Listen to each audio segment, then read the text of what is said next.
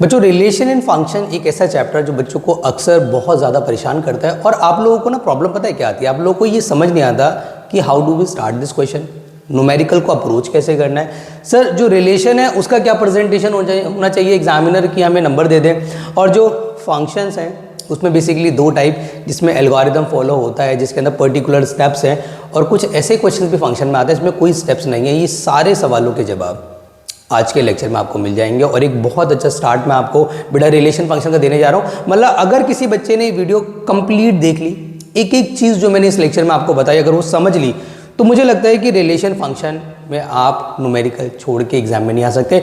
और हमारी क्या कोशिश है बेटा, 8 से 10 इंपॉर्टेंट क्वेश्चन भी मैं एक्सप्लेन कराने वाला हूँ आपको। मैं सिर्फ इंपॉर्टेंट क्वेश्चंस लूंगा बेटा, लेकिन इसका मतलब ये बिल्कुल भी नहीं है कि आपका जो कॉन्सेप्ट है वो क्लियर नहीं होगा। पहले कॉन्सेप्ट बताया जाएगा, देन आपको न्यूमेरिकल्स कराए जाएंगे। तो चलिए शुरू करते हैं बेटा from the beginning, from the basic. जिन बच्चों को आता है उनका भी क्लियर हो जाएगा, एक रिवीजन हो जाएगा, क्विक रिवीजन हो जाएगा, और जिनको नहीं आता है वो भी आराम से रिलेशन फंक्शन को आप समझ लेंगे कि रिलेशन बच्चों सबसे पहले क्या होता है। रिलेशन समझने के लिए आपको कार्टेशियन प्रोडक्ट समझना पड़ेगा। मतलब अगर मेरे पास कोई सेट है 1 2 3 और अगर मेरे पास एक और सेट है फॉर एग्जांपल 2 4 6 और मैं आपसे कह रहा हूँ कि मेरे को इसका कार्टेशियन प्रोडक्ट निकालना है, तो you need to understand Cartesian product क्या होता है। सर कार्टेशियन प्रोडक्ट होता है the set of all the ordered pair from set A to set B. मतलब सेट ए से सेट बी पे जितनी भी ऑर्डर्ड पेयर बन सकते हैं you have to make it. मतलब आपने 1 पकड़ा और 1 को एक 3 सबसे मल्टीप्लाई किया, बट एक्चुअल में आप मल्टीप्लाई नहीं कर रहे हो, आप ऑर्डर्ड पेयर बना रहे हो।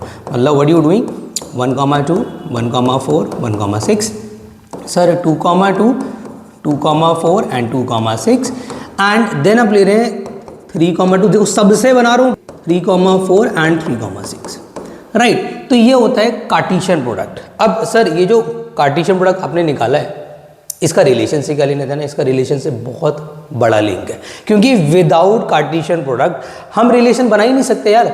और जब तक हम रिलेशन नहीं बना सकते तो it can not be a function as well, क्योंकि फंक्शन कंप्लीटली रिलेशन के ऊपर डिपेंड करता है मेरे भोले बच्चों। तो अब आप समझेंगे कि रिलेशन क्या होता है। मैंने आपसे बोला कि यहाँ पे लिखा हुआ है कि let A and B be the two sets, then the relation from set A to set B is a subset of Cartesian product A cross B by defining some condition. You need to understand भाई, by defining some condition.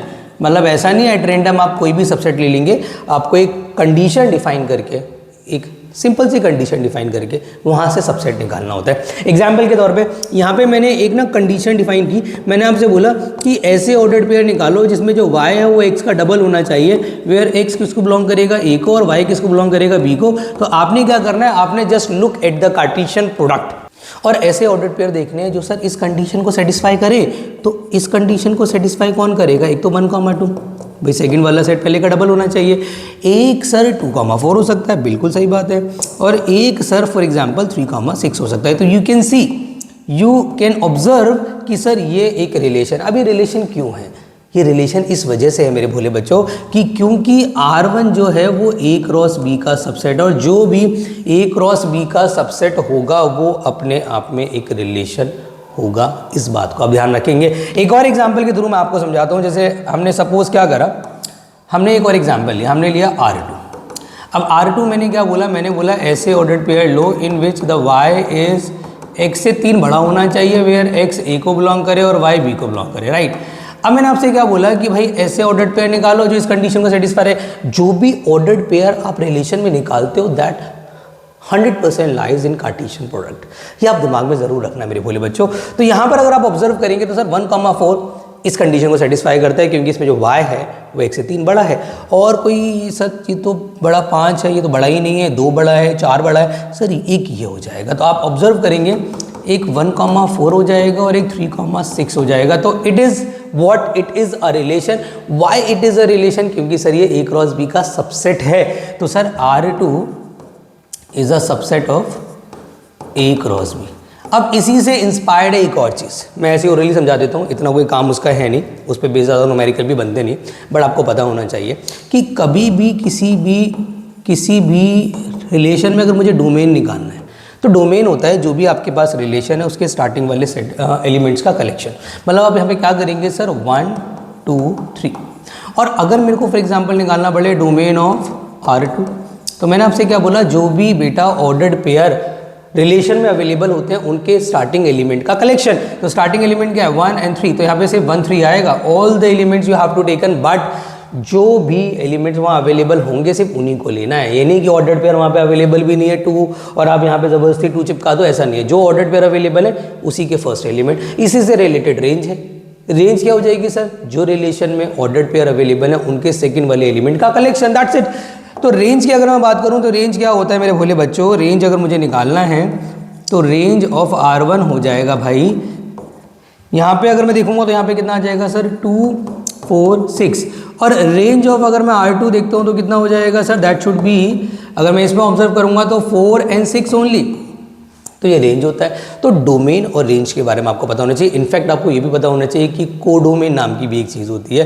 Codomain बहुत ज़्यादा बड़ी चीज़ नहीं है। Codomain क्या होता है बेटा, कोडोमेन की अगर मैं बात करूँ, कोडोमेन तो जो भी आप देखो, मैं बहुत ज़्यादा डिटेल में नहीं जा रहा हूँ। मेरी कोशिश ये है कि हमारी एक रिवीजन हो जाए, और revision must be fast so that आप लोगों को ज़्यादा समय, क्योंकि अब ना हमारे पास बेटा ज़्यादा डिटेल में जाने का हमारे पास अभी बिल्कुल समय नहीं है। मैं उतना ही आपको डिटेल में लेके जाऊंगा जितना अभी बोर्ड एग्जाम के लिए ज़रूरी है, क्योंकि फिलहाल हमारा पर्पज़ क्या है कि बोर्ड एग्जाम में हमें मैक्सिमम मार्क को क्रैक करना है। तो हम सिर्फ इंपॉर्टेंट चीज़ें करें, जो एग्जाम के लिए ज़रूरी है वो चीज़ें करें। बेटा डिटेल में पढ़ना था तो पूरा साल पढ़ा था, लेकिन अब हमारे पास जो समय है ना, हम ज़्यादा डिटेल में नहीं, बट हम इंपॉर्टेंट चीज़ों को स्किप भी नहीं करेंगे, हम उनको छोड़ेंगे भी नहीं। ध्यान रखना इस बात को। अब ये इंपॉर्टेंट है, कोडोमेन आपको पता होना चाहिए। कोडोमेन क्या होता है सर, जिस कार्टेशियन प्रोडक्ट से आप रिलेशन निकाल रहे हो ना, उसका सेकेंड वाला जो सेट होता है वो हमेशा हमारा कोडोमेन होता है। उसका रिलेशन से कोई लेना देना नहीं होता। मतलब अगर मेरा रिलेशन जो है वो A क्रॉस किससे निकला होता, C से। फॉर एग्जांपल मैंने A क्रॉस C से निकाला अपना कोडोमेन,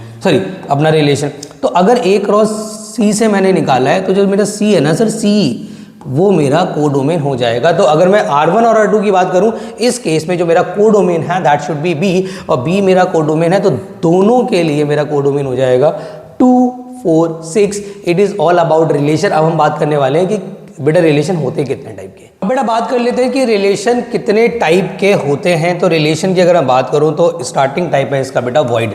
देखो कुछ रिलेशन मैं कहूँगा इतने इंपॉर्टेंट नहीं है, बट एग्जाम MCQ में वो बन सकते हैं। तो वॉइड, यूनिवर्सल, आइडेंटिटी, मैं वो करा रहा हूँ फॉर द MCQs। बट अगर सब्जेक्टिव की बात करूँ 3 नंबर 5 नंबर पे उसका न्यूमेरिकल बनना नहीं है, बट आपको पता होना चाहिए। क्या होता है बेटा, ये रिलेशन क्या होता है, let A be the set then phi belongs to A cross. अच्छा एक बात ध्यान रखना, जो भी रिलेशनशिप हम निकालेंगे वो ज़्यादातर A क्रॉस B पे नहीं निकालेंगे, ज़्यादातर रिलेशनशिप हम A क्रॉस A पे निकालेंगे। और आपके एग्जाम में भी मुझे उम्मीद है कि जो क्वेश्चन आएंगे वो A cross A, B cross B, N cross N, इस पे ही बनते हैं बेटा।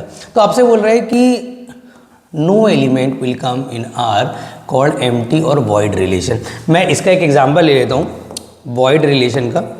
जैसे कि ना मैंने आपसे बोला बच्चों कि एक मैंने सेट लिया, फॉर एग्जांपल एक सेट लिया मैंने 1, 2, और मुझे पता है कि A क्रॉस A में क्या आएगा सर, A क्रॉस A में एलिमेंट 4 आएंगे, 1, 1, 1, 2, 2, 1, 2, 2, राइट।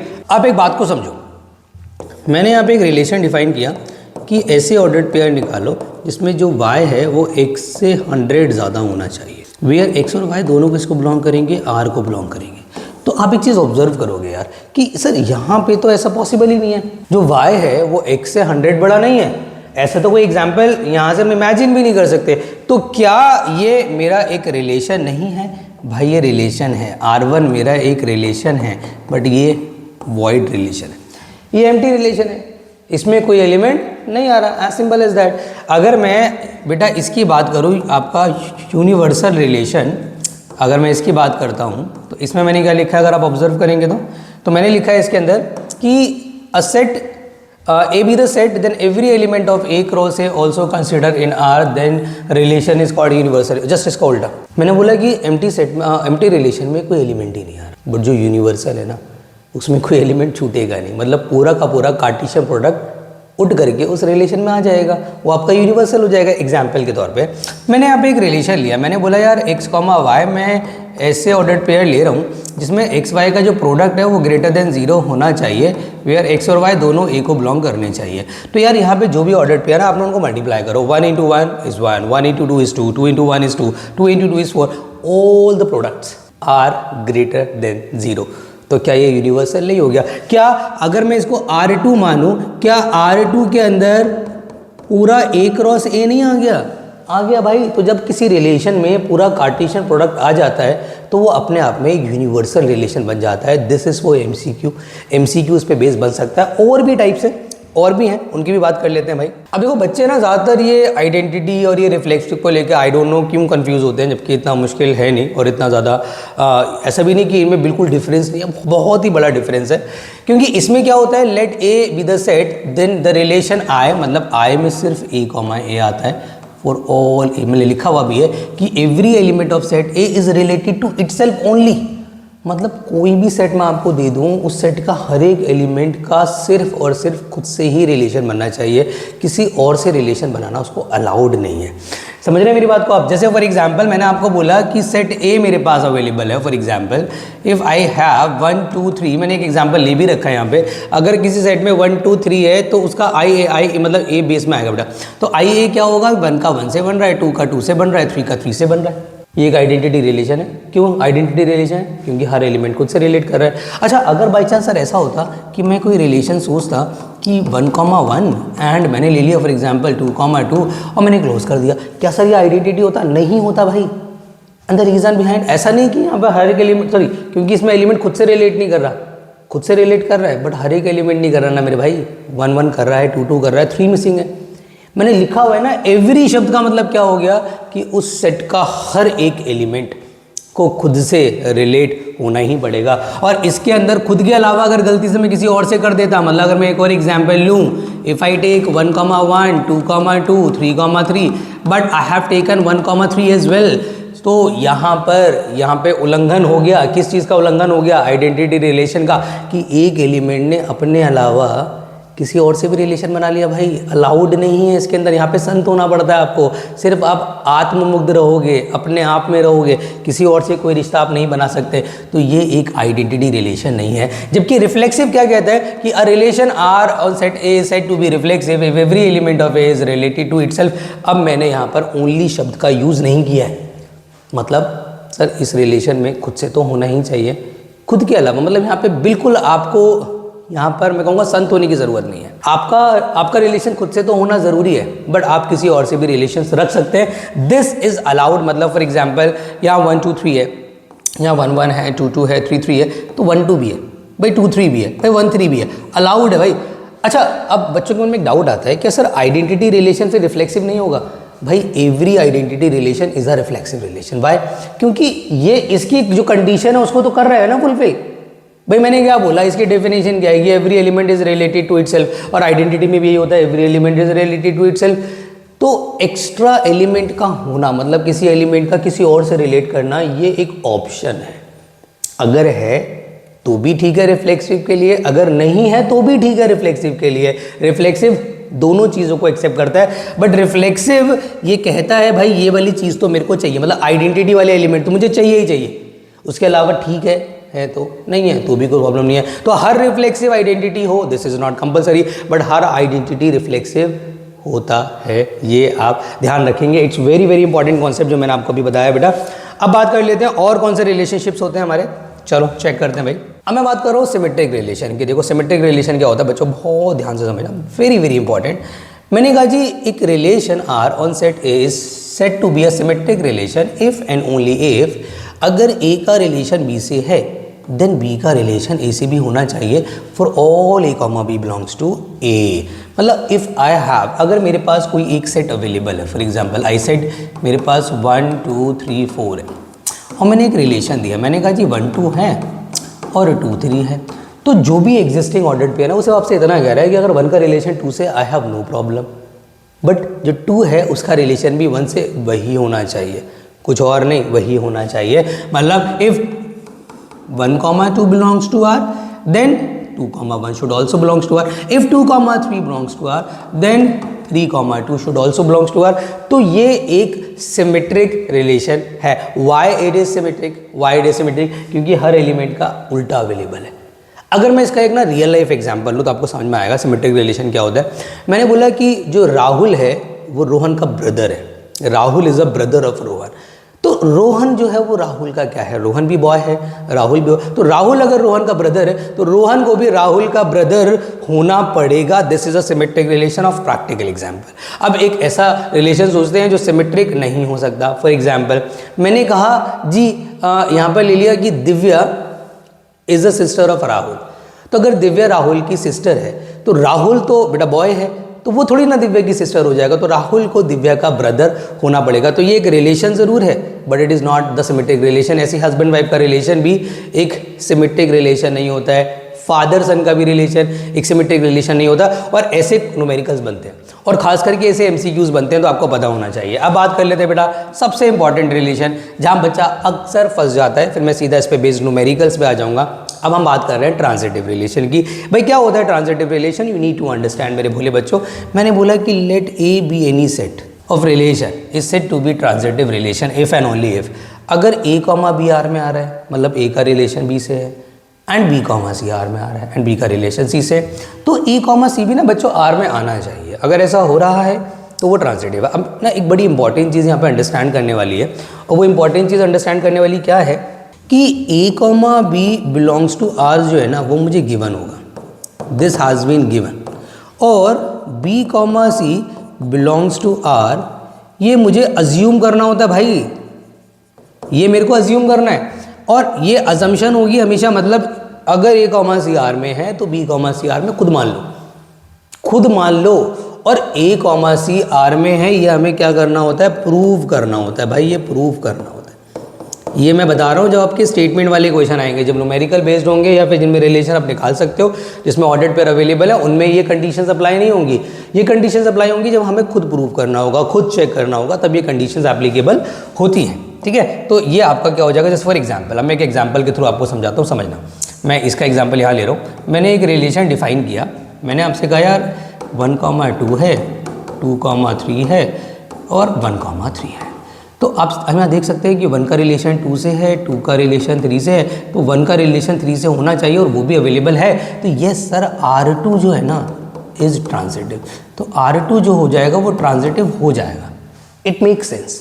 अब ना एक बड़ा इंपॉर्टेंट चीज़ मैं आपको बता रहा हूँ, कई बार क्या होता है बच्चा ना, कई बार देखने में लगता है ट्रांजिटिव, बच्चा धोखा खा जाता है, बट एक्चुअली वो ट्रांजिटिव होता नहीं है। जैसे एक एग्जाम्पल के थ्रू मैं आपको समझाता हूँ। आपसे मैंने कहा कि 1,2 है और यहाँ 2,1 है और यहाँ पे 2,2 है। अब बच्चा कहता है सॉरी 2,2 नहीं, यहाँ पे 1,1 है। अब बच्चा देखता है कि सर यार एक बात बताओ कि ए का रिलेशन बी से है, बी का रिलेशन सी से है, ए का रिलेशन सी से अवेलेबल है। Yes sir that should be transitive. देखो जब आप चेक करते हैं ना ट्रांजिटिव, बी अलर्ट, क्यों, यहाँ पर मिस्टेक होने के चांसेस हैं। तो आपको ये ऑब्जर्व करना है कि क्या हर कॉमा जैसे क्या हर एक ए कॉमा बी, बी कॉमा सी के लिए ए कॉमा सी अवेलेबल है कि नहीं, मतलब आगे पीछे भी अरेंज करके देखना, खास करके जब बी हमारा सेम हो, जब ए और सी हमारा सेम हो तो आगे पीछे करके ज़रूर देख लेना। आई मीन टू से क्या मैं इस रिलेशन को अगर चाहूँ तो ऐसे लिख सकता हूँ कि 2,1 पहले लिख दूँ, ये पहले लिख दूँ और ये बाद में लिख दूँ, सिर्फ इतना चेंज किया मैंने, और इसको ऐसे ही रहने दूँ। तो आपको ही लग रहा है अब यहाँ पे बी बदल गया। अब अगर आप ऑब्जर्व करेंगे तो यू विल सी कि 2 का रिलेशन 1 से है, 1 का रिलेशन 2 से है। क्या 2 का रिलेशन 2 से बन रहा है, नहीं बन रहा ना। तो आगे पीछे करने से अगर बी चेंज होता है तो उसके लिए भी ए कॉमा सी चेक करना पड़ेगा। अगर ऐसा नहीं हो रहा है तो वो ट्रांजिटिव नहीं माना जाएगा। तो इन केस में ये ट्रांजिटिव फिलहाल नहीं है। तो ये कब करना है, जब ए और सी आपका सिमिलर हो जाए, तब आपको ऐसे उल्टा सीधा करके आगे पीछे करके देखना पड़ेगा। अब एक बड़ा स्पेशल केस होता है ट्रांजिटिव होने का, बट इसका मैं एक रिलेशन पहले आपको समझा दूं, एक रियल लाइफ एग्जांपल ले लेते हैं। मैंने कहा कि कब होता है ट्रांजिटिव, मैंने बोला जब Rahul is a brother of Rohan and Rohan is a brother of Raj. तो राहुल रोहन का ब्रदर है और रोहन राज का ब्रदर है, तो राहुल को राज का ब्रदर होना पड़ेगा। ये एक आपका प्रैक्टिकल एग्जांपल हो गया ट्रांजिटिव का। अब एक इसका स्पेशल केस भी है। स्पेशल केस क्या कहता है, स्पेशल केस कहता है ट्रांजिटिव का कि अगर मेरे भोले बच्चों A comma B belongs to R है, but B comma C does not belongs to R, we can not imagine या वी कैन नॉट अज्यूम, मतलब ए कॉमा बी आर में हो but B comma C R में ना हो, तो we can not discuss, so we can't discuss A comma C. तो A comma सी की तो हम बात ही नहीं कर सकते सर। तो इस केस में क्या ट्रांजिटिव माना जाएगा, तो उस केस में वो ट्रांजिटिव नहीं माना जाएगा। आई मीन टू से सर ये मेरा ए कॉमा तो उस केस में ट्रांजिटिव होगा, क्योंकि यहाँ पे क्या आ गया, बेनिफिट आपका डाउट आ गया ना बेटा, so it is transitive. A comma B R में हो और बी कॉमा से हम इमेजिन ही ना कर पाए, तो उस केस में भी वो ट्रांजिटिव हो जाता है। इस बात को आप ख्याल रखेंगे। इसका एक रियल लाइफ एग्जांपल ले लेते हैं। पहले एक यहाँ पे प्रैक्टिकल या फिर एक न्यूमेरिकल एग्जांपल भी सोच लेते हैं कि अगर मैं कोई ऐसा रिलेशन डिफाइन कर दूँ, इसके हिसाब से ले रहा हूँ मैं, इसके हिसाब से मैंने ले लिया खाली 1,2 और यहाँ ले लिया मैंने 3,4। तो यार ए का बी से रिलेशन है बट बी का किसी और से है ही नहीं, 2 का किसी और से, मैं 3 का 4 से बट 4 का किसी और से है ही नहीं। तो आप ऑब्जर्व कर पा रहे हैं कि यहाँ पे बी का किसी और से है ही नहीं, तो ए कॉमा सी का मतलब ही नहीं पता, तो उस केस में it will be a transitive. अब एक और एग्जाम्पल सोचते हैं। मैंने आपको शायद ये दिया था ऑफलाइन जो क्लास है उसमें भी एग्जाम्पल दिया था कि if X is a wife of Y, ये आप इमेजिन करो, तो क्या आप अज्यूम कर सकते हो कि Y is also a wife of Z? नहीं सोच सकते, क्योंकि अगर एक्स वाई की वाइफ हो गई तो वाई टेक्निकली हस्बैंड हो गया, जो कि किसी और की वाइफ नहीं हो सकता। तो ये वाला जो केस है ये आपका ट्रांजिटिव हो जाएगा। तो ये थे हमारे कॉन्सेप्ट। उसके अलावा एक और बड़ी इंपॉर्टेंट चीज़ आपको पता होनी ज़रूरी है कि जब ये रिफ्लेक्सिव, सिमेट्रिक और ट्रांजिटिव सब कुछ हो जाए तो ये एक इक्विवेलेंस रिलेशन माना जाता है। If it is reflexive, if it is symmetric and it is the transitive, तो ये सब मिला करके बनता है इक्विवेलेंस रिलेशन। और क्वेश्चन जो एग्जाम में बनता है वो भी बनता है बेटा इक्विवेलेंस रिलेशन का। तो आई विश यहाँ तक आपको कोई दिक्कत नहीं होगी।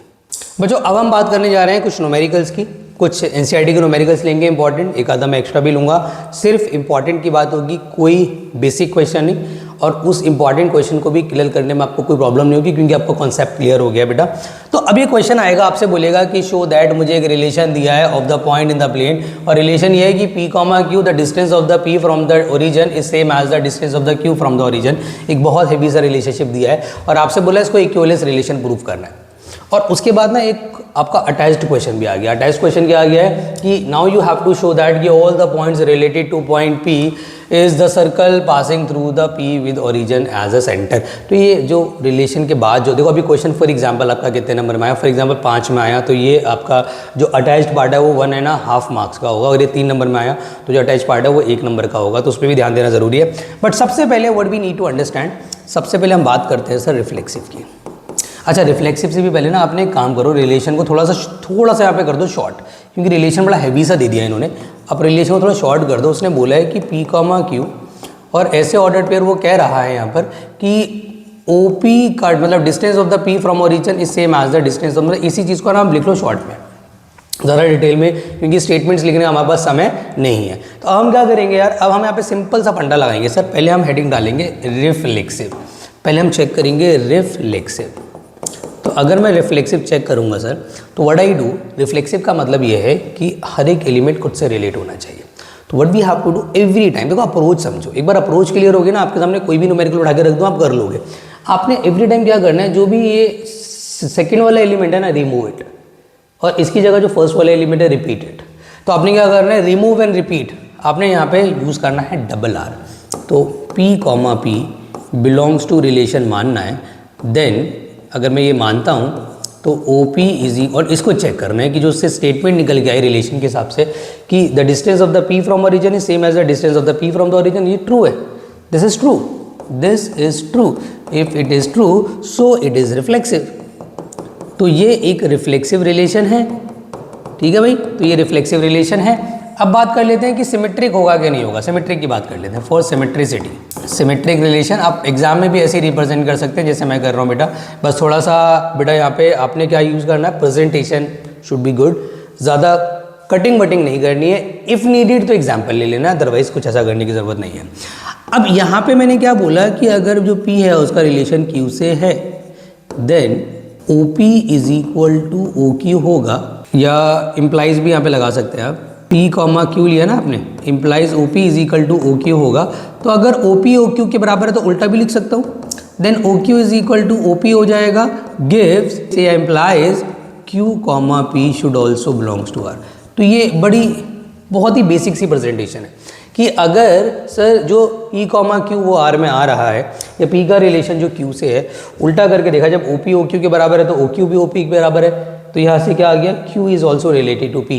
और अगर ऐसा प्रूव हो रहा है, कोई एग्जाम्पल ले लेना, कुछ नहीं करना, आपको सिंपली लिख देना है, so it is what, it is symmetric. हमारा सिमेट्रिक भी प्रूव हो गया, ठीक है, अब बात करेंगे भाई कि ये आपका ट्रांजिटिव है या नहीं, ट्रांजिटिव है या नहीं है। उसके लिए मैंने आपसे क्या बोला कि एक चीज़ आपको गिवन होती है, दूसरी आपने अज्यूम करनी होती है, तीसरी आपने प्रूव करनी होती है, ये आपको ध्यान रखना है। तो if P, Q belongs to R gives OP is equal to OQ, इसको इक्वेशन 1 मान लेना। ज़्यादातर जो ट्रांजिटिव है उसमें इक्वेशन 1 2 करके करना होता है मैक्सिमम टाइम्स ऑफ, तो आप इक्वेशन 1 ज़रूर माने बेटा। अब ये आपको गिवन था एंड मैंने क्या बोला, खुद एक अल्फ़ाबेट खुद से ला करके आप ना Q, S ले लो, बिलोंग्स टू R आपने खुद से एज्यूम करना है, गिव्स कि OQ is equal to OS हो जाएगा। अब यार इसको इक्वेशन नंबर 2 मानो। नाउ आपने 1 एंड 2 से कंक्लूजन निकालना होता है कि यार अगर OP OQ के बराबर है, OQ OS के बराबर है, तो कॉमन सेंस वाली बात है कि दोनों भी तो आपस में बराबर हो जाएंगे यार। So OP is equal to OS gives P, S belongs to R। तो A का रिलेशन B से, B का रिलेशन C से, A का रिलेशन C से हमने प्रूव कर दिया, ये हमने माना नहीं है, वी हैव ऑलरेडी प्रूव्ड। तो सर ये क्या हो जाएगा, so it is transitive, so it is transitive. और जब ये सब कुछ हो गया, hence it is equivalence, hence it's equivalence relation. यहाँ तक तो आई थिंक आपको कोई प्रॉब्लम नहीं है कि सर ये एक इक्विवेलेंस रिलेशन हो गया। अब जब ये एक इक्विवेलेंस रिलेशन हो गया तो now what I have to do, sir उसके बाद मेरे को ना एक अटैच्ड क्वेश्चन को भी सॉल्व करना है। इक्विवेलेंस में मुझे कोई परेशानी नहीं। अब अटैच्ड क्वेश्चन को समझते हैं बेटा। तो अब जो अटैच्ड क्वेश्चन है आप उसको जरा समझने की कोशिश करो। उसने बोला आप शो करना है कि set of all the points related to point P, जो कि ओरिजिन नहीं होना चाहिए, ओरिजिन के अलावा कुछ भी हो सकता है, the circle passing through the P with origin as a centre. अब खुद सोचो, अब ना एक स्टेटमेंट डालोगे यहाँ पे आप, क्योंकि 1 नंबर 1.5 नंबर का आप स्टेटमेंट डालोगे कि if all points related to P according to relation, then they all will be with the same distance or will be equidistance from origin. So collection of all those points forms a center. यार common sense वाली बात है, आप खुद सोचो, center as origin forms a circle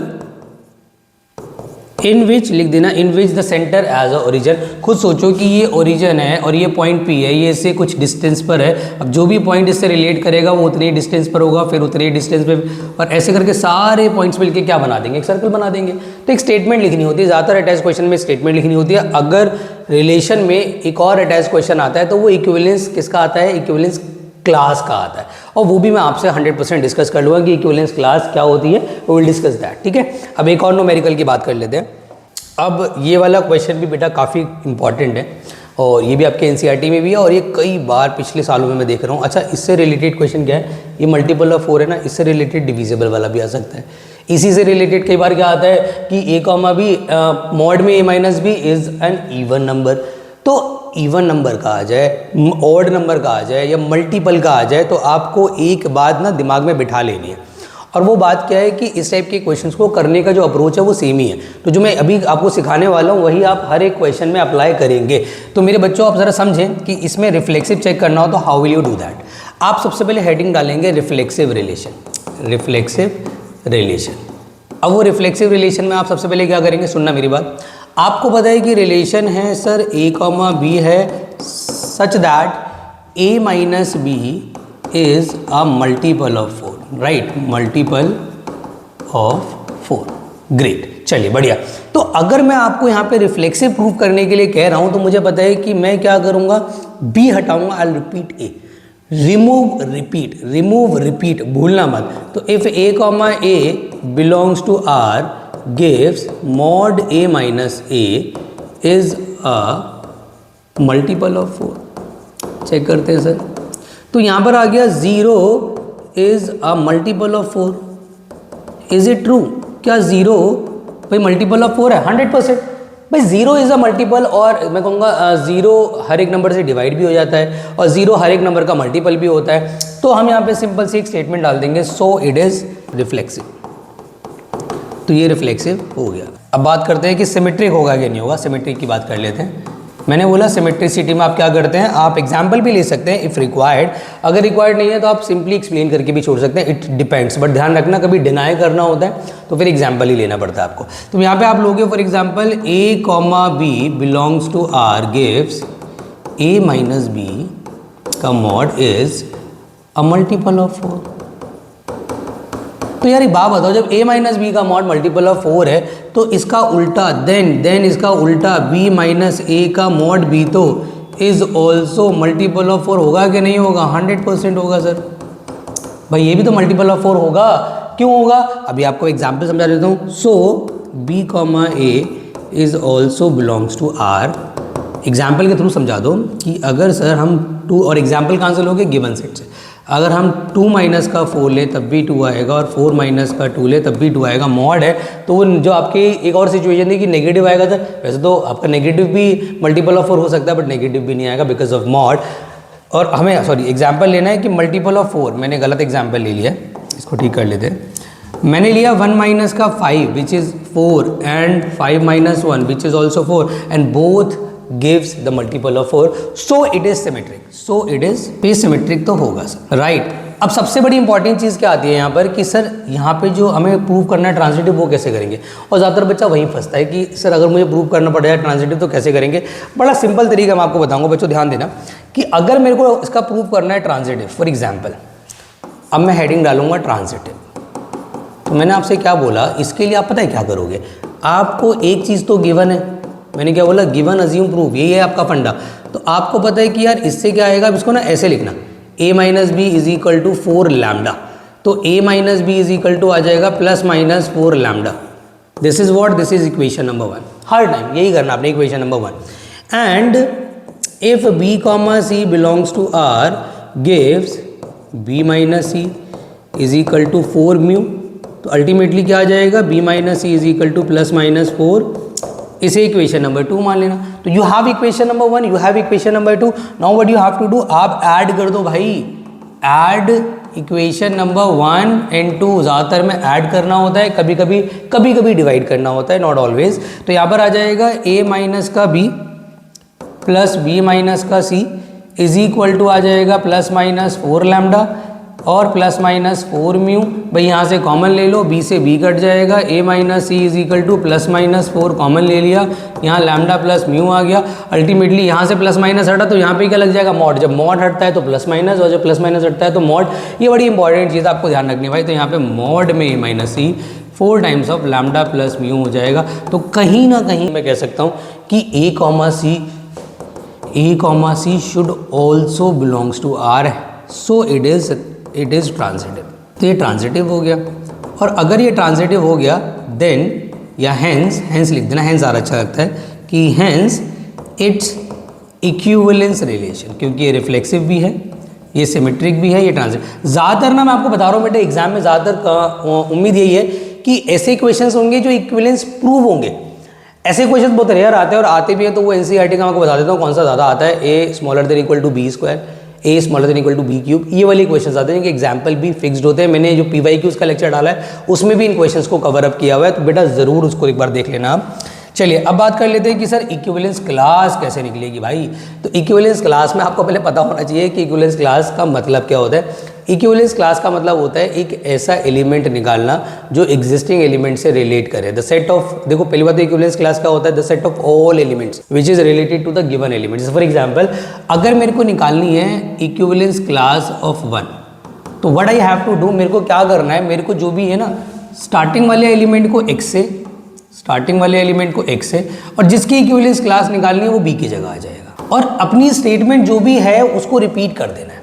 मतलब x minus 1 is a multiple of 4। अब बस मेरे को इतना चेक करना है, अगर मुझे 1 की इक्विवेलेंस क्लास चाहिए कि ऐसे कौन कौन से एलिमेंट्स अवेलेबल हैं इस वाले सेट के अंदर जो इस कंडीशन को फुलफिल कर सकते हैं। मतलब x की जगह मैं कौन कौन से एलिमेंट सेट ए से पुट कर सकता हूँ। तो फॉर एग्जाम्पल मैं 1 पुट करूँगा, तो 1 minus 1 0 is a multiple of 4। मतलब 1 की इक्विवेलेंस क्लास में एक तो 1 आ गया। और ध्यान रखना equivalence class is always a set. Equivalence class हमेशा एक क्या होता है बेटा, it will be a set. और क्या ले सकता हूँ सर, 5 ले सकता हूँ, तो 5 लेंगे, 4 नहीं 5 होगा ये, ठीक है। क्योंकि 5 - 1 भी 4 आ जाएगा मल्टीपल ऑफ, और अगर मैं लूँगा 9 तो भी कंडीशन ट्रू हो जाएगी, और इसके अलावा किसी पे होगी नहीं, तो 1 5 9 this is what, this is equivalence class. तो ये क्वेश्चन भी बेटा एग्जाम के लिए बहुत ज़्यादा इंपॉर्टेंट है। अब बात कर लेते हैं एक और न्यूमेरिकल जो कि बहुत प्यारा है बेटा। ये आपके मिसलेनियस का क्वेश्चन है और बहुत अच्छा क्वेश्चन है, और ये कई बार बेटा पिछले सालों में आया भी है। इनफैक्ट इस टाइप के क्वेश्चन रिलेशन में आने के चांसेस बहुत ज़्यादा ब्राइट हैं। आपको बोल रहा है, देखो आपको रिलेशन समझना है, relation is very very important to understand कि हो क्या रहा है कि इस बार ordered pair to ordered pair है।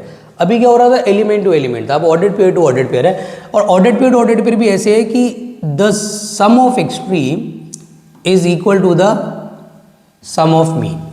ये एक रिलेशन है, sum of extreme is equal to the sum of mean. Now what should you do, अब आपने करना क्या, मेरी बात सुनो। अब सबसे पहले चेक करोगे इसका रिफ्लेक्सिव, आपने क्या प्रूव करना है कि इक्विवेलेंस है। तो अगर आप इसका रिफ्लेक्सिव चेक करते हो तो आप क्या लोगे कि इफ ए, देखो अब यहाँ पे दिक्कत क्या है कि a comma B is related to c comma d है। मैंने आपसे क्या बोला, रिमूव एंड रिप्लेस। आपको जो यहाँ पे c कॉमा डी है ना, you will have to replace by a comma b. ध्यान रखना इस बात को कि ऑर्डर्ड पेयर है तो आपको ऑर्डर्ड पेयर की फॉर्म में ही लेना पड़ेगा मेरे भोले बच्चों। तो यहाँ पे a comma B is related to, अगर मैं a कॉमा बी लेता हूँ तो मैंने क्या बोला, एक्सट्रीम का सम आप लो और जो मीन्स हैं जो बीच में हैं उनका सम लो। क्या ये स्टेटमेंट ट्रू है? It means so it is reflexive. तो ये रिफ्लेक्सिव 100% होगा। यस इट इज रिफ्लेक्सिव, ये रिफ्लेक्सिव है। अब बात करते हैं सिमेट्रिसिटी की, उसमें भी कंडीशन चेकआउट कर लेंगे हम। अब मैंने चेक करना है फॉर एग्जांपल सिमेट्रिसिटी। तो मैंने क्या बोला, मैं लूँगा कि if a comma B related to c comma D, मेरे को दे रहा है a plus D is equal to B plus C, right. अब मैं इसका उल्टा लेके देखूंगा।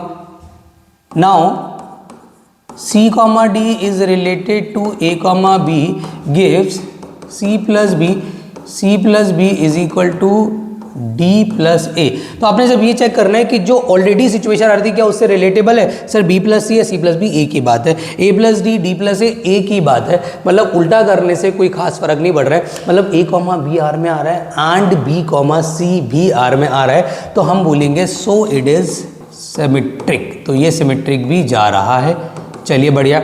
अब बात करते हैं कि आपका ट्रांजिटिव है कि नहीं है। ट्रांजिटिव की बात कर लेते हैं। तो ट्रांजिटिव के लिए व्हाट आई डू, मैंने आपसे क्या बोला, आप ना a कॉमा, देखो a comma B is related to c comma d आपको गिवन होगा। पहले गिवन वाली सिचुएशन ले लो, a plus D is equal to B plus c, equation number 1 मान लो।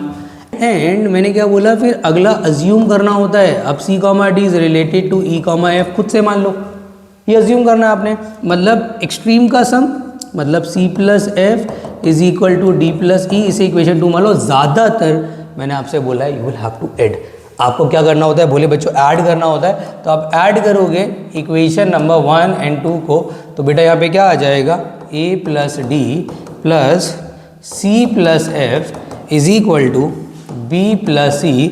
अच्छा यहाँ पे d प्लस सी होना चाहिए या d प्लस ई होना चाहिए, सही ई है भाई ये।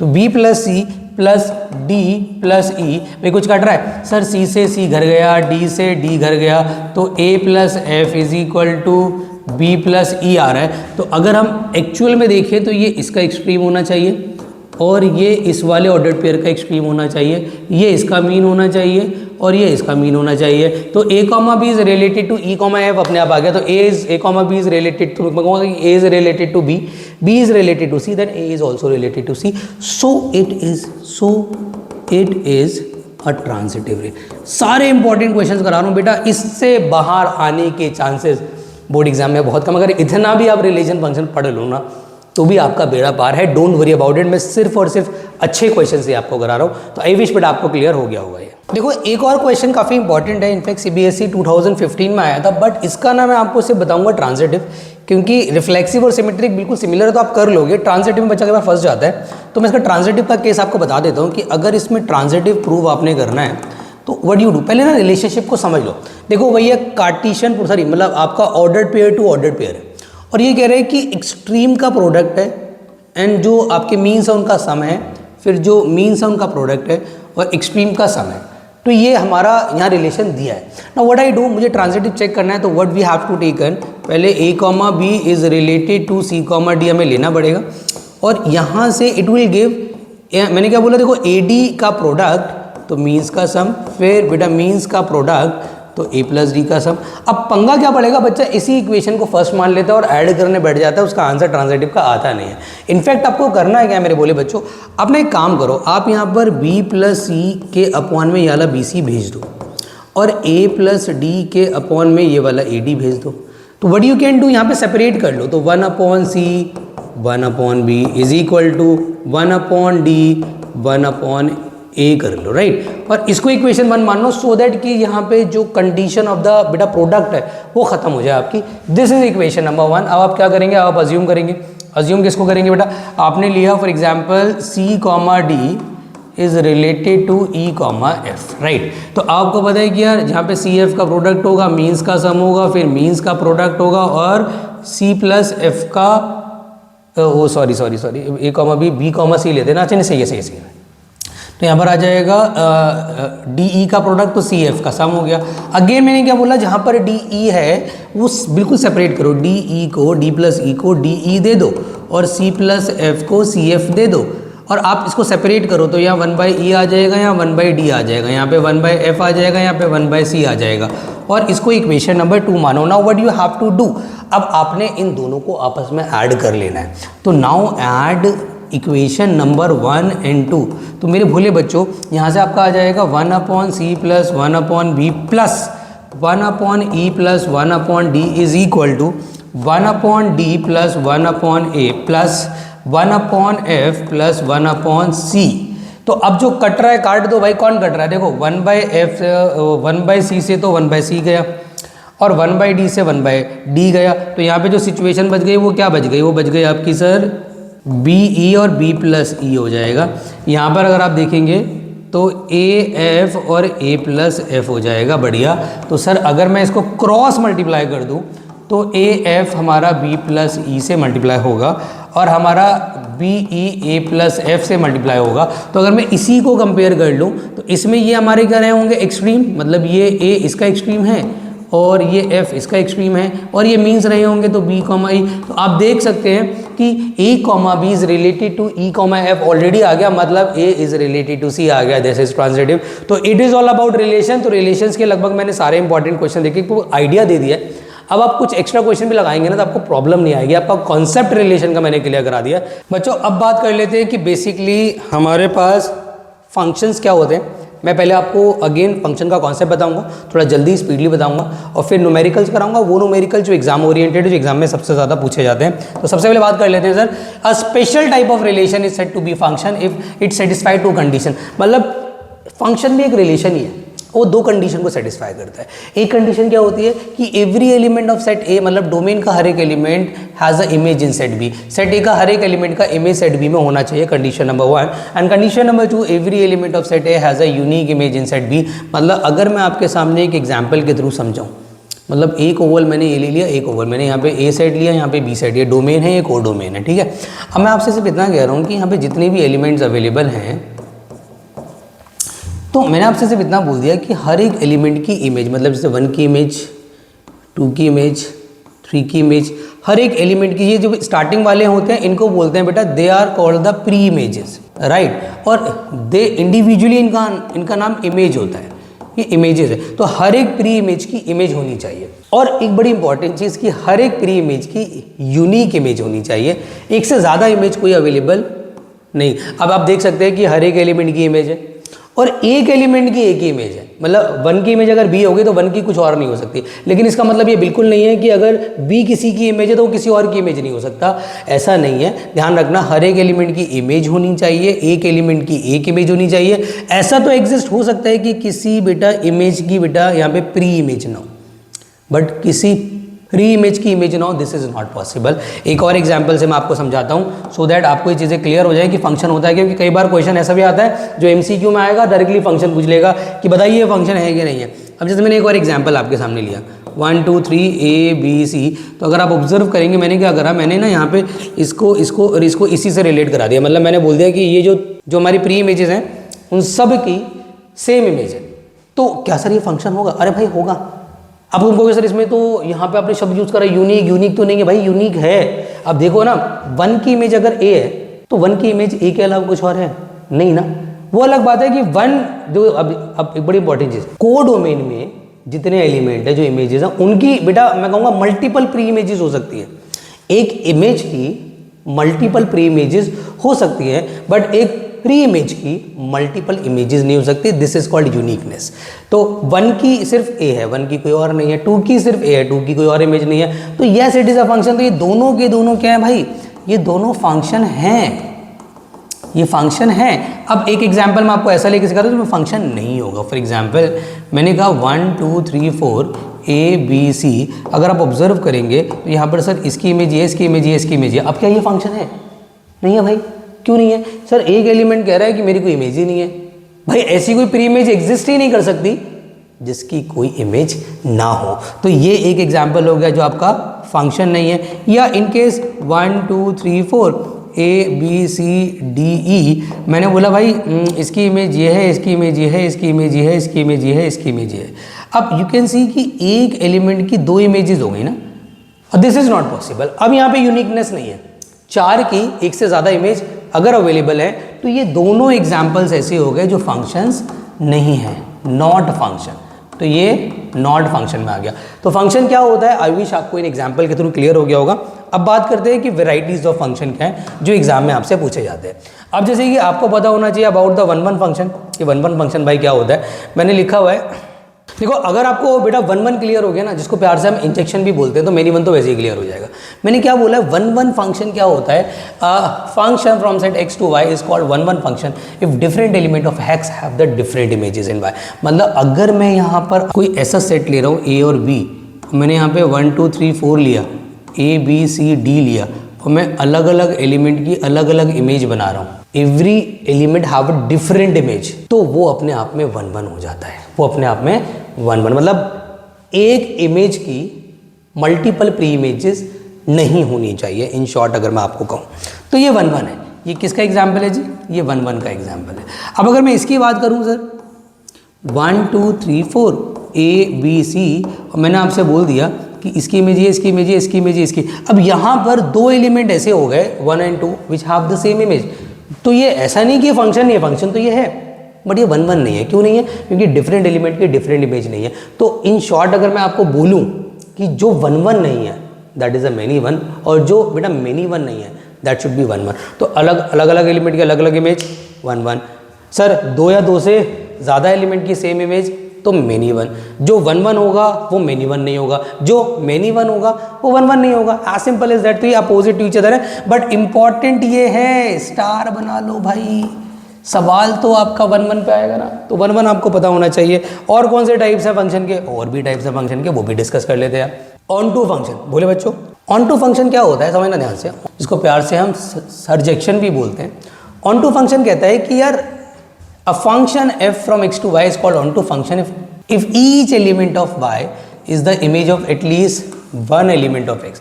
अभी मैंने आपसे क्या बोला था स्टार्टिंग में फंक्शन में कि अगर किसी इमेज की कोई प्री इमेज ना हो चलेगा, बट किसी प्री इमेज की इमेज ना हो तो फंक्शन नहीं होता है। अब ये भाई साहब क्या कह रहे हैं, ये कह रहे हैं कि भाई मेरे को एक ऐसा फंक्शन चाहिए जिसके अंदर 1 2 3 4 a b c कोई भी इमेज खाली नहीं चाहिए, कोई भी इमेज का एलिमेंट खाली ना हो। मतलब every image should have the pre image. किसी भी इमेज की अगर प्री इमेज नहीं है तो वो ऑन टू नहीं है। तो ये क्या है सर, ये ऑन टू है, ये ऑन टू है। क्यों है? क्योंकि हर इमेज की प्री इमेज है। और क्या है सर ये, और ये मेनी 1 है, तो ये आपका क्या हो गया, मेनी 1 ऑन टू दोनों हो गया। अगर हम इसकी बात करें इनटू फंक्शन, अब इनटू की ना आपको जो यहाँ पे डेफिनेशन है पढ़ने की जरूरत नहीं, और इनटू वैसे भी इतना इंपॉर्टेंट नहीं है, बट फिर भी आपको पता होना चाहिए इनटू क्या होता है मेरे भोले बच्चों। जो ऑन टू ना हो, एज सिंपल इज दैट, जो ऑन टू ना हो वो इनटू होता है। ज़्यादा डिटेल में जाने की ज़रूरत आपको नहीं है। भाई मैंने बोला इसकी इमेज ये, इसकी इमेज ये, इसकी इमेज ये, इसकी इमेज ये। अब 2 ऐसी इमेजेस एग्जिस्ट कर रही हैं जिसकी कोई प्री इमेज नहीं है। तो अगर इमेजेस की प्री इमेज ना हो या कुछ एक इमेज की भी प्री इमेज ना हो तो वो अपने आप में इनटू हो जाता है, क्योंकि वो ऑन टू नहीं रहता। ध्यान रखना, ऑन टू का मतलब एवरी इमेज, यहाँ पे must have the pre image. Into मतलब एटलीस्ट एक इमेज की प्री इमेज नहीं होनी चाहिए। जो ऑन टू होता है वो इनटू नहीं हो सकता, जो इनटू होता है वो ऑन टू नहीं हो सकता। तो फिलहाल ये फंक्शन क्या है, एक तो ये इनटू है, साथ में ये क्या है, ये बेटा क्या है, मेनी वन है। अब अगेन इंपॉर्टेंट क्या है भाई, स्टार बना लो, सवाल बनता है सरजेक्शन पे, सरजेक्शन, इंजेक्शन और सरजेक्शन दोनों से मिलके क्या बनता है, बाइजेक्शन। सवाल किसका बनता है, बाइजेक्शन का। बाइजेक्शन क्या होता है, जो 1-1 भी हो और जो ऑन टू भी हो। एग्जाम्पल के तौर पे मैंने आपसे बोला 1 2 3 ABC, भाई इसकी इमेज ये, इसकी इमेज ये, इसकी इमेज, तो अलग अलग एलिमेंट की अलग अलग इमेज भी है। नंबर 1 सर एक एलिमेंट की एक इमेज है। नंबर 2 तो ये क्या हो गया, ये एक ऑन टू फंक्शन हो गया, सॉरी ये एक बाइजेक्टिव फंक्शन हो गया, because it is 1-1 as well as it is onto. देखो अब बात कर लेते हैं कि सर इंजेक्टिविटी का क्वेश्चन जो आएगा, सब्जेक्टिविटी का क्वेश्चन जो आएगा वो आएगा कैसा। उसमें लिखा हुआ हो सकता है कि show that the function is क्या, आपका बाइजेक्टिव। बोलेगा चेक वेदर इट इज़ 1-1 और ऑन टू और नॉट, चेक करो। तो पहले एक बहुत बेसिक, बहुत हल्के लेवल का क्वेश्चन ले रहा हूँ, आपके एनसीईआरटी का क्वेश्चन है, क्वेश्चन नंबर 7 का फर्स्ट पार्ट है, ध्यान से देखना। क्वेश्चन में लिखा हुआ आता है कि function is defined from R to R। R क्या है, डोमेन है, और ये भी R क्या है, कोडोमेन है। ये डोमेन है, ये कोडोमेन है, आपको पता होना चाहिए। इंजेक्टिविटी के स्टेप लिखे हुए हैं, मैं सब्जेक्टिविटी के स्टेप आपको ओरली बता दूंगा, प्रॉब्लम नहीं है। सबसे पहले आपने हेडिंग डालनी है एग्जाम के अंदर, और ये क्वेश्चंस वो हैं जो एल्गोरिदम से सोल्व होंगे। कुछ ऐसे क्वेश्चन भी होते हैं जो एल्गोरिदम को फॉलो नहीं करते, मैं दोनों करा दूंगा, मैं चैप्टर को बाइंड अप करा दूंगा। अब इस लेक्चर के एंड होते ही आप लोग रिलेशन फंक्शन के कुछ इंपॉर्टेंट क्वेश्चन PYQs वगैरह ज़रूर देख लेना। चलिए अब बात करते हैं बेटा कि इंजेक्टिविटी क्या होती है, बहुत आराम समझते हैं डिटेल में। इंजेक्टिविटी क्या होती है बच्चों की, आपसे मैंने बोला कि आप ना दो एलिमेंट अज्यूम करो, x1 x2, और कहाँ से लो, डोमेन से लो, ध्यान रखना। अच्छा एक और बड़ी इंपॉर्टेंट चीज़ मैं आपको बता रहा हूँ कि f(1) अगर मैंने इज इक्वल टू 2 लिखा है ना, तो इसका मतलब पता है क्या है, इसका मतलब है इमेज ऑफ 1 is 2। इसको मैं ऐसे भी लिख सकता हूँ कि 1, 2, अगर 1, 2 लिखा हुआ है तो इमेज 1 की क्या है, 2 है, और ऐसे ही तो होता है बेटा। तो अब क्या कर रहे हैं हमने ना दो एलिमेंट लिए, x1, x2 belongs to R, right. अब मुझे पता है कि यार x1, x2 belongs to R मैंने लिया, तो मैं क्या करूँगा, पुट करूँगा fx1 is equal to fx2। मतलब मैं ये मान के चल रहा हूँ कि इमेज ऑफ x1 और इमेज ऑफ x2 बराबर है। मतलब मैं मान के चल रहा हूँ कि फंक्शन आपका क्या है, 1-1 नहीं मेनी वन है। x1 और x2 की इमेज अगर सेम हो गई तो क्या हो जाएगा, वो आपका मेनी वन हो जाएगा। अब हमें एंड में क्या प्रूव करना है कि दो एलिमेंट जो हम अलग अलग मान रहे थे वो सेम एलिमेंट थे, तो ये 1-1 हो जाएगा। तो fx1 का मतलब क्या हो गया, जो fx है उसमें x हटाओ, x की जगह 1 लगाओ, बाई 7 - 3x1। x2 का मतलब क्या है, x हटाओ, 7 - 3x2, 7 से 7 उड़ा दो, -3x1 is equal to -3x2, minus से माइनस उड़ा दो, 3 से 3 उड़ा दो। अल्टीमेटली क्या आ गया sir, x1 is equal to x2। तो अगर मैंने ये लिखा है कि fx1 is equal to fx2 put करने पे अगर आपको ये मिल जाता है तो ये 1-1 होता है, और अगर आपको ये नहीं मिलता है तो ये 1-1 नहीं होता, बट हमें तो मिल गया ना, हमें तो मिल गया, सो इट इज़ 1-1, तो ये 1-1 है। चलिए मेक सेंस, बढ़िया, ठीक है, कोई दिक्कत नहीं। अब बात करते हैं कि सर सब्जेक्टिविटी अगर चेक करनी हो तो वो कैसे करेंगे, समझना ध्यान से इधर। अब मैंने चेक करनी है इसकी surjectivity, how can I check, heading डाली मैंने सब्जेक्टिविटी। सर यहाँ पर मैंने क्या करा, मैंने ना एक एलिमेंट लेना है y। स्टेप बड़े सिंपल है, स्टेप इसमें बता दे रहा हूँ, यहाँ लिखे नहीं है, मेरे असाइनमेंट में लिखे हुए। तो मैंने क्या बोला कि let y belongs to codomain. अब सर ऐसा क्यों कर रहे हो आप, यहाँ पे y बिलोंग्स टू कोडोमेन क्यों ले रहे हो मेरे भाई, ऑन टू का लेना देना ना कोडोमेन से ही तो है। आपने यही तो प्रूव करना है ना कि every image has a pre image. तो ऑन टू से, तो आपको ऑन टू प्रूव करने के लिए कोडोमेन का एक एलिमेंट लेना है। आपने कोडोमेन का एक एलिमेंट लिया, y बिलोंग्स टू कोडोमेन, ये R मतलब कोडोमेन, अगर कुछ और होता है यहाँ पे तो मैं उसको लिखता। फिर आपने क्या करना है, put fx is equal to y। आपने माना image of x is y। अब आपने चेक करना है कि हर एक, आपने चेक क्या करना है, हर एक y के लिए x अवेलेबल है, हर एक इमेज के लिए प्री इमेज अवेलेबल है, आपने चेकआउट करना है। कैसे करेंगे ध्यान दो, fx is equal to y रखा। अब fx कितना है मेरा, 7 - 3x, 7 - 3x is equal to y। तो 7 - y इज इक्वल टू, क्योंकि अब अगला स्टेप क्या होता है, जब आपने fx is equal to y रख दिया तो आपको निकालना होता है x in terms of y। ये निकालना कंपलसरी, आपको निकालना ही पड़ेगा। तो sir x in terms of y कितना हो जाएगा, 7 - y divided by 3। Now what you have to do, you will have to imagine y, every y के लिए क्या x एग्जिस्ट करेगा। क्या मैं y की वैल्यू रियल नंबर से कुछ भी रख दूं, x की वैल्यू रियल नंबर में आएगी कि नहीं आएगी, चेक कर लेते हैं। क्या हर एक y के लिए, यार y को अगर मैं 1 रखूंगा तो भी डिफाइन होगा, 0 रखूंगा तो भी, 1/2 रखूंगा तो भी, मैं 0 यहाँ पे कोई अंडर रूट में रख दूँ तो भी, मतलब हर एक y के लिए x तो रियल ही रहेगा, और ऐसा होगा नहीं कि y की वैल्यू पुट करो तो x आपका नॉट डिफाइन आ जाए। क्यों नॉट डिफाइन कब आता है? अपॉन में 0, अपॉन में तो ऑलरेडी दे रखा है ना 3, तो अपॉन में 0 आ नहीं सकता। तो आप अंग्रेजी में एक स्टेटमेंट लिखोगे, for all y belongs to को domain there exist an element x belongs to domain. तो हर को डोमेन में जो एलिमेंट है उसके लिए डोमेन में एक एलिमेंट अवेलेबल है, so it is onto. तो ये 1 भी है, ऑन टू भी है, हैंस इट इज बाइजेक्टिव। तो ये एक बाइजेक्टिव फंक्शन हो जाएगा। आई विश आपको ये बाइजेक्टिव फंक्शन क्लियर हो गया होगा। अब सपोज आपके पास क्वेश्चन आ गया कि ये जो फंक्शन हमारे पास अवेलेबल है, ना तो ये 1 है ना ये ऑन टू, आपने प्रूफ करना है। और फंक्शन का आपका कहाँ से कहाँ डिफाइन है? रियल टू रियल डिफाइन है। फंक्शन है क्या? F x is equal to x square है फॉर एग्जाम्पल, राइट। सबसे पहले आप क्या करोगे? आप सबसे पहले चेक करोगे इंजेक्टिविटी। आपने क्या करना है? लेट करना है sir x1 x2 belongs to real number, और आपने पुट करना है fx1 is equal to fx2। तो अगर मैं fx1 is equal to fx2 रखता हूँ तो यहाँ पे सर x1 का square is equal to x2 का स्क्वायर हो जाएगा, x1 is equal to root x2 का स्क्वायर हो जाएगा। अब ध्यान रखना है वाली बात कि अगर ये बेटा रियल टू रियल है तो रियल में नेगेटिव पॉजिटिव दोनों नंबर आते हैं, तो जब यहाँ से स्क्वायर और रूट हटेंगे तो आपका प्लस माइनस आएगा। ऑलवेज रिमेंबर कि सर अब काफ़ी बच्चे क्या करते हैं, स्क्वायर से स्क्वायर काट देता है, अलाउड नहीं है। तो यहाँ पे प्लस माइनस x2 आएगा, तो एक्चुअल में x1 x2 के बराबर आ ही नहीं रहा। और अगर आप इसका एक एग्जाम्पल भी लेके समझना चाहते हैं, वैसे तो एग्जाम्पल लेने की ज़रूरत नहीं है, तो आप खुद इमेजिन कर सकते हैं कि यार मैंने अगर f(1) रखा तो f(1) की इमेज 1 आएगी, और मैंने अगर यहाँ पे रखा फॉर एग्जाम्पल -1 तो उसकी इमेज भी 1 आएगी। तो दो एलिमेंट की सेम इमेज आ रही है, सो इट इज़ नॉट 1 1। अब बच्चा कहता है कि सर अगर यहाँ पे बाई चांस ये आपका f is a function from क्या आपका, फॉर एग्जाम्पल यहाँ पे आपका नेचुरल टू नेचुरल हो जाता, तो क्या उस केस में ये हमारा 1 1 हो जाता? 100%। आप खुद सोचो ना, तब तो आपका यहाँ से प्लस माइनस निकलता ही नहीं। क्यों नहीं निकलता? क्योंकि नेचुरल तो नेगेटिव होता ही नहीं है। और ऐसा वाहियात एग्जाम्पल आप सोच ही नहीं पाते कि 1 भी पुट कर रहा हूँ, आप आपका नेगेटिव, आप 1 पुट करते तो 1 आता, फिर आप 2 पुट करते तो 4 आता, आप 3 पुट करते तो 9 आता। तो उस केस में आपका ये 1 1 हो जाता, ध्यान रखना, फिलहाल नहीं है।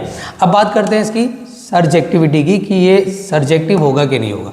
मैंने हेडिंग डाली सर्जेक्टिविटी, तो सर मैंने क्या करा? मैंने पुट किया f x is equal to y, मैंने पुट किया x square is equal to y, क्या आ गया? X is equal to root Y.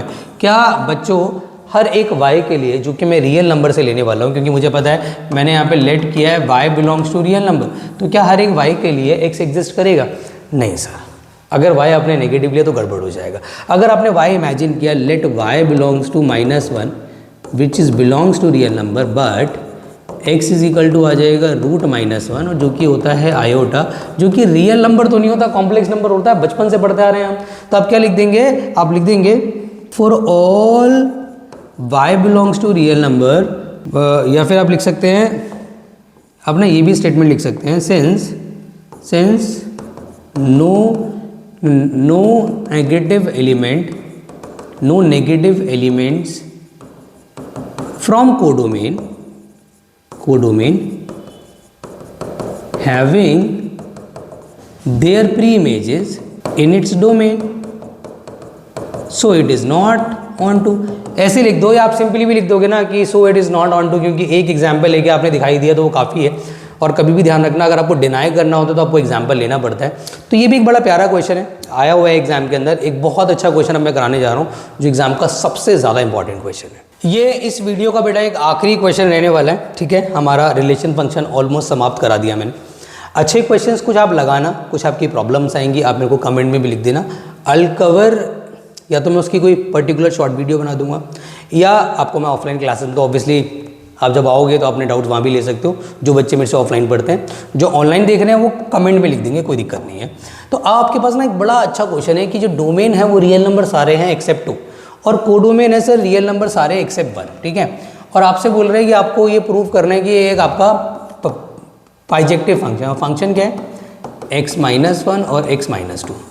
और आपने यहाँ पे प्रूव क्या करना है? आपने प्रूव करना है कि सर कि ये हमारा इंजेक्टिविटी चेक करते हैं कि हमारा 1 1 ऑन 2 है। इनफैक्ट मैं इसके बाद एक और न्यूमेरिकल ले लूँगा यार, मैं भूल गया कि एल्गोरिदम वाले तो मैंने सारे करा दिए आपके, जो क्वेश्चन एल्गोरिदम से नहीं होंगे वो क्वेश्चन भी मैं एक आपको करा दूंगा, सो दैट आपको पता लग जाए कि उसमें लिखना कैसे, उसमें आप हाउ टू राइट।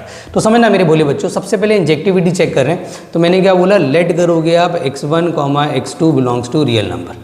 अब यहाँ पे रियल नंबर मत लिखो क्योंकि आपका रियल नंबर नहीं है, इस बार आपको एक सेट दिया है पर्टिकुलर, सेट ए ले लो आप, क्योंकि ना आपके पास डोमेन इस बार चेंज है। तो यहाँ पर भी आप क्या करेंगे, put fx1 is equal to fx2, और fx1 कितना है सर, x1 माइनस 1 अपॉन में x1 minus 2 is equal to x2 minus 1 upon में x2 माइनस 2, और आपने क्या करना है sir, cross multiply, you have no choice, आप क्रॉस मल्टीप्लाई करो x1 माइनस 1, क्योंकि आपका x1 is equal to x2 आ रहा है कि नहीं आ रहा है, आपको चेक करने के लिए सिंप्लीफाई करना पड़ेगा। तो x2 माइनस 1 इंटू में x1 माइनस 2, भाई इंटू करेंगे कितना आ जाएगा, x1 x2 minus twice of x1 minus x2, positive का 2 यहाँ इंटू कर लो, x1 x2 minus twice of x2 minus x1, and positive का 2, कुछ कट रहा है तो काट दो यार, देखो 2 से 2 उड़ जाएगा, x1 x2 से x1 x2 उड़ जाएगा, सर इसको उठा के धर लिया हो तो ये हो जाएगा हमारा माइनस का 2x1 पॉजिटिव का x1 माइनस का 2x2 पॉजिटिव का x2 माइनस का x1 is equal to minus का x2, इससे कट जाएगा, x1 is equal to x2 आ जाएगा, और अगर ऐसा हो जाता है सो इट इज़ 1 1। तो सर ये 1 1 फंक्शन तो है, तो ये 1 1 तो हमारा इजीली प्रूफ हो गया। अब चेक करते हैं कि सर ये ऑन टू है या नहीं, और ऑन टू के लिए चेक करने का आपको सिंपल तरीका बताया, मैं उसी से आपको ऑन टू बता रहा हूँ कि कैसे करेंगे हम, बहुत सिंपल वे है बेटा। वही तरीका है कि आपने सबसे पहले लिखा है यहाँ पे सरजेक्टिविटी, सरजेक्टिविटी आप चेक करने जा रहे हैं, आपने कोई भी y एलिमेंट लिया, बट इस बार कहाँ से लेंगे आप, belongs to b, belongs to b, codomain, मतलब कोडोमेन में रियल नंबर्स आ रहे हैं एक्सेप्ट 1। चलिए आपने क्या करा, पुट किया fx is equal to y, मतलब x माइनस 1 अपॉन में x minus 2 is equal to y, sir x minus 1 is equal to xy minus का 2y, भैया x एक तरफ कर लो, x minus xy is equal to 1 minus 2y, sir simplify करना is very very important, x common लो, 1 minus y is equal to 1 minus 2y, तो कुल मिला के x is equal to 1 minus 2y बनेगा ना, कुछ गलती तो नहीं करना, चेक कर लेना बच्चों, और होगी तो कोई बात नहीं, आप एडिट कर लेना, मेरे बच्चे बड़े समझदार हैं जो ऑनलाइन देख रहे हैं, प्लीज़ बेटा डू एडिट अगर कोई मिस्टेक हो जाती है तो। अब यहाँ पर what you have to look कि क्या हर एक y के लिए मेरा x अवेलेबल है, क्या हर एक इमेज के लिए प्री इमेज अवेलेबल है। सर एक चीज़ समझ में आ रही है सर कि अगर y की जगह 1 रख दिया तो मामला गड़बड़ है, क्या y की जगह 1 मैं रख भी सकता हूँ, अरे ज़रूरत ही नहीं मेरे भोले बच्चों, अगर y की जगह 1 रख सकते हैं तो यहाँ पे y हम b से ले रहे हैं और b में 1 है ही नहीं, और उसके अलावा मैं कुछ भी ले लूँ प्रॉब्लम नहीं है, तो आप लिखेंगे for all y belongs to b there exist, ये स्टेटमेंट ध्यान रखना, there exist an element x, क्योंकि उसके अलावा मैं कुछ भी रख दूँ, I have no problem with that, x belongs to a, so it is onto, hence it is bijective, तो ये बाइजेक्टिव हो जाएगा। आई विश सबको क्लियर हो गया होगा। अब एक आखिरी न्यूमेरिकल ले रहा हूँ भाई, उसके बाद जो हमारा लेक्चर उसको कर रहे हैं हम खत्म। अब देखो ये ना स्टेटमेंट टाइप क्वेश्चंस है, मतलब इनमें क्या होता है, बेसिकली इनमें स्टेटमेंट्स लिखनी होती है, you will have to explain. जैसे आपको ना फंक्शन दिया है फ्रॉम नेचुरल टू नेचुरल, इसमें एल्गोरिदम आप लगा नहीं सकते, जब एल्गोरिदम आप नहीं लगा सकते हो तो आप ना फिर एग्जाम्पल ले सकते हो। आपको पता है कि एन ऑड है तो आपको ये फंक्शन लेना है, इवन में आपको ये लेना है, तो अपना इवन ऑड का एक एग्जांपल चिपका के देखो। आपने फॉर एग्जांपल यहाँ पे रखा n की जगह 1, तो n की जगह 1 लिया तो ऑड की तरफ भागोगे तो यहाँ पे 1 पुट करोगे तो 1 अपॉन, तो अल्टीमेटली सर 1 की इमेज आएगी यहाँ पर 1, और अगर मैं 2 लेता हूँ तो 2, अब मुझे इसकी तरफ भागना पड़ेगा और उसके हिसाब से 2 अपॉन 2 हो जाएगा, एंड विच इज़ ऑल्सो 1। तो आप देखेंगे कि सिंस क्योंकि 1 and 2 both have the same image, so it is not 1 1। तो आपको यहाँ पे ना बेटा जो इसकी मैं कहूँगा कि हमारा जो 1 1 की डेफिनेशन है वो हमारे बहुत काम आएगी। तो ये 1 1 नहीं है, आप सीधा थ्योरी लिखोगे, आप सीधा एक्सप्लेनेशन दोगे। अब जैसे ऑन टू की अगर मैं बात करता हूँ कि ऑन टू है या नहीं है, तो ऑन टू के लिए वैसे तो मैं यहाँ पे आपको समझा रहा हूँ with the help of Venn diagram, but आप खुद से भी ना स्टेटमेंट को सोच सकते हो, वैसे इससे ना हेल्पफुल हो जाता है थोड़ा सा। आप कुछ एग्जाम्पल सोच लो यहाँ पे नेचुरल नंबर के, कुछ यहाँ पर भी नेचुरल नंबर के सोच लो, 4 5 6 7। तो यहाँ पे 1 की इमेज 1 होगी, अभी हमने देखा है 2 की इमेज भी 1 होगी। अब 3 की इमेज अगर मैं 3 यहाँ पे रखता हूँ, 3 + 1 इज़ 4/2, 3 की इमेज 2 होगी, 4 की भी 2 होगी, 5 की 3 होगी, 6 की भी 3 होगी, 7 की 4 होगी, 8 की भी 4 होगी। ऐसे ही अब तुम कहोगे सर यहाँ पे तो ज़रा खाली रहेगा, खाली नहीं रहेगा भाई, अगर आप इसको बढ़ाओगे, जैसे 5 की प्री इमेज भाई 9 भी हो जाएगी और 10 भी हो जाएगी, 6 की प्री इमेज 11 हो जाएगी। तो एवरी इमेज, हर एक इमेज की, ना कि सिर्फ यहाँ प्री इमेजेस हैं, इनफैक्ट एक इमेज की एक से ज़्यादा प्री इमेजेस हैं। तो आप क्या लिखोगे, आप लिखोगे कि since all the images have their pre images in domain so it is onto. तो ये स्टेटमेंट बेस्ड होता है, ये पूरी ना कहानी से आप सुना दो। और क्योंकि ये 1 1 ऑन टू, सॉरी क्योंकि ये 1 1 नहीं है और ऑन टू है, तो ये एक बाइजेक्टिव फंक्शन तो नहीं होगा। तो इस टाइप के क्वेश्चंस भी बेटा एग्जाम में आ जाते हैं। तो ये था हमारा 1 shot lecture relation and function का। बेटा बहुत ज़्यादा समय दे करके बनाया गया है, आप लोगों को ध्यान में रख के बनाया गया कि जिसको आता है उसका भी फ़ायदा हो, जिसको नहीं आता है उसका भी बेनिफिट हो, और इसके बाद ना आपको स्टार्ट मिल जाए। अब मैं उम्मीद करता हूँ इस लेक्चर के थ्रू आपके कॉन्सेप्ट्स क्लियर हो गए होंगे, इंपॉर्टेंट क्वेश्चंस आपके क्लियर होंगे, आप खुद प्रैक्टिस करोगे, डाउट्स आएंगे, आप मेरे से पूछोगे। बेटा हमारे एफर्ट्स बहुत ज़्यादा लगते हैं एक वीडियो को बनाने में, और आपके छोटे से एफर्ट्स लगते हैं लाइक और सब्सक्राइब करने में। तो अगर आपको वीडियो हमारी पसंद आई है तो बेटा लाइक ज़रूर कर देना, और ऐसी मल्टीपल वीडियोस जाने वाली हैं। तो अभी तक चैनल को सब्सक्राइब नहीं किया तो कर लो, और अपने फ्रेंड्स को भी ये वीडियो ज़रूर शेयर कर दो। अगर आपके लिए हेल्पफुल है तो आपका जो फ्रेंड है उसके लिए भी हेल्पफुल हो सकती है। मिलते हैं बेटा सीधा अगले लेक्चर में, जिसमें मैं कवर करूँगा चैप्टर नंबर 2 इनवर्स ट्रिग्नोमेट्री। तब तक अपना ख्याल रखें, खूब मन लगा के पढ़ाई करें एंड डिस्ट्रैक्ट ना हो। Bye bye.